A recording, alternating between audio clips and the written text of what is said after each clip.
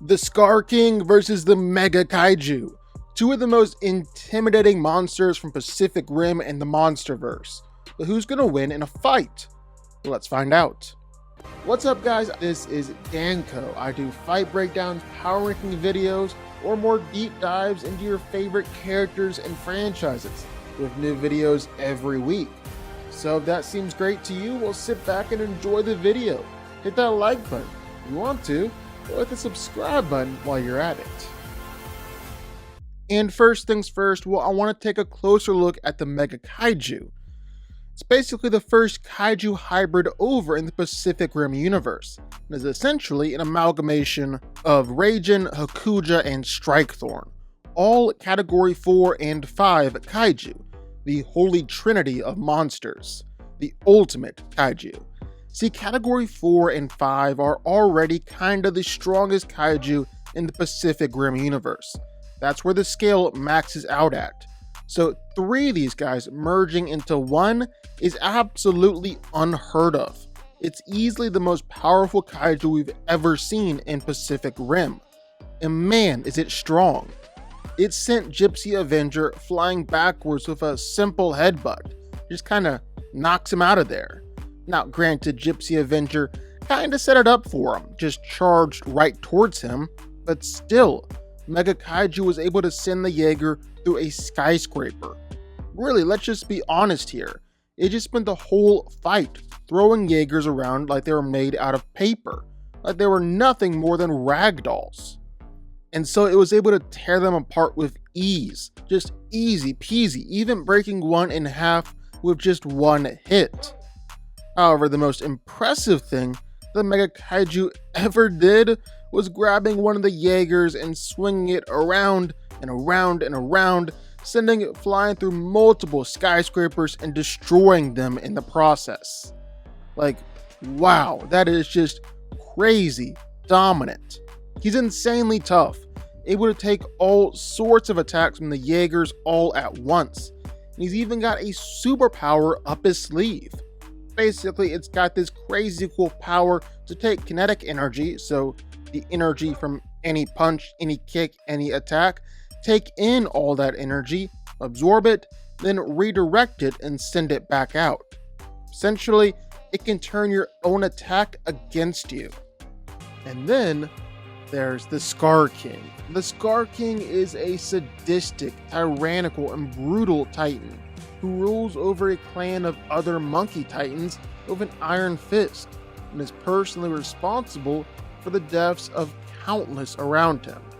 No longer satisfied with just ruling over simply the hollow earth though, he decided to strike out against the surface world, using his loyal servant and minion Shimu, the first titan, in order to unleash destruction upon the earth.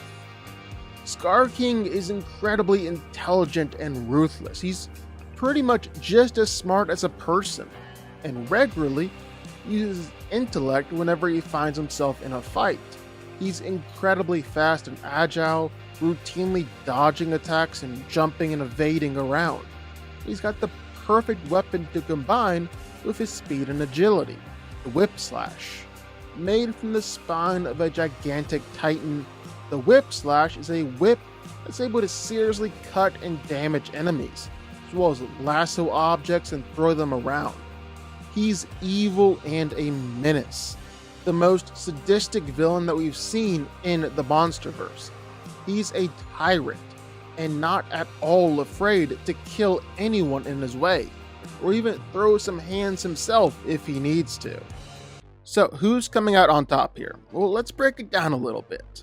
Now, Mega Kaiju, well, he's ridiculously strong, and he should be stronger than Skar King. For as intimidating as Skar King is, we know he's not more powerful than Kong. He was going to lose to Kong in that first fight by his own admission. With doing stuff like this, well, it's safe to say that Mega Kaiju and Kong are pretty close on the same power level.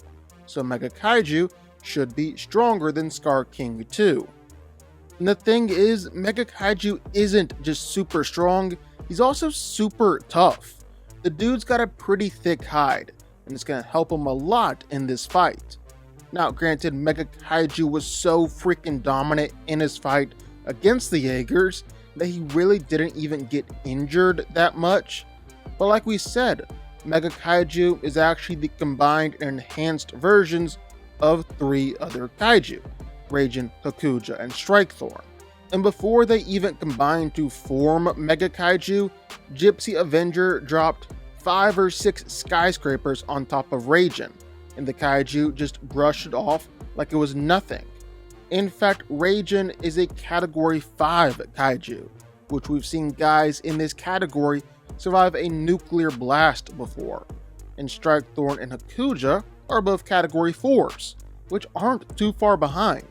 And all of this is before they combined, became Mega Kaiju, became even more powerful, and became even more durable. And that's not all. See, the problem here is that for Skar King, well, with his whip slash, he's doing a lot of slashing and cutting, but each attack doesn't really cause all that much damage. It's kind of like death by 1,000 cuts, more than one big attack. That's a problem here against Mega Kaiju, because one, it's just got tough skin, holds up pretty well against Jaeger swords, which are a whole lot more effective at cutting than the whip slash. But then 2, well, it's just Mega Kaiju's physiology. It has a whole lot of organ redundancy, like a heavily armored head and 3 separate secondary brains just for like backup contingencies. Meaning that the Mega Kaiju is gonna be incredibly hard to actually put down. Only thing is, to be fair, pretty much as soon as Mega Kaiju came onto the screen, it was killed. Didn't really stick around for too long. And yeah, it did take a whole lot to kill it. I mean, the only way it died was because Gypsy Avenger dropped from freaking orbit and landed on top of it, which is impressive. But still, it didn't last too long. But is Skar King really gonna be replicating that kinda attack? Like, really? Here's the bottom line. The biggest advantage that Skar King has in fights against other monsters is his speed and agility. He's fast and he's agile. He can dodge a lot of attacks coming his way and land more attacks than his enemy. But do you really think he's that much faster than Mega Kaiju? Especially when Mega Kaiju is pulling off stuff like this against super fast and agile Jaegers? Yeah, I think that one advantage that Skar King has just kind of went out the window. Then Mega Kaiju also has what I like to call its superpower. Essentially, it can turn your own attack against you. Don't really see any way that Skar King is going to get around that or be able to just overpower that. Yeah, the Skar King isn't gonna win here. He's out and it's not even close.